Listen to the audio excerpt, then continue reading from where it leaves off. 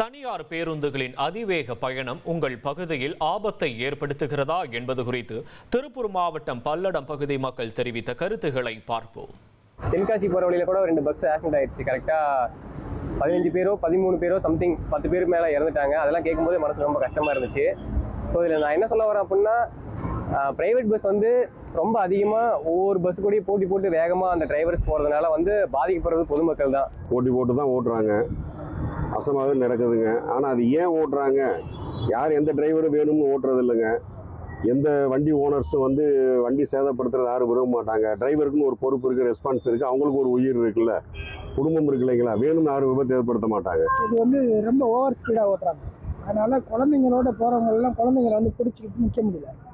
Over ஸ்பீடாக போகிறாங்க. ரெண்டாவது கூட்டம் வேறு அதிகமாக இருக்கிறதுனால குழந்தைங்கள்லாம் ரொம்ப கஷ்டப்படுறாங்க.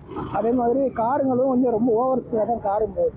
அதையும் கொஞ்சம் கண்ட்ரோல் பண்ணால் நல்லாயிருக்கும். காவல்துறையினர் இந்த ஸ்பீடை கண்ட்ரோல் பண்ணால் கொஞ்சம் நல்லாயிருக்கும். போலீஸ் அரெஸ்ட் பண்ணாங்கன்னா வெளியில் வர முடியாது அப்படிங்கிற ஒரு பயம் வரணுங்க. எப்படியாவது கெஞ்சி கூத்தாடி எப்படி எந்த முறையில் வெளியில் வர்றாங்கன்னு எங்களுக்கு தெரியலைங்க. நாங்கள் பொதுமக்கள் தான். தண்டனை கடுமையானதாக, தப்பு ரொம்ப ரொம்ப குறையுங்க. இந்த ப்ரைவேட் பஸ்ஸில் அதிகமாக வேகமாக ஓட்டுறாங்க. அதுக்கு சில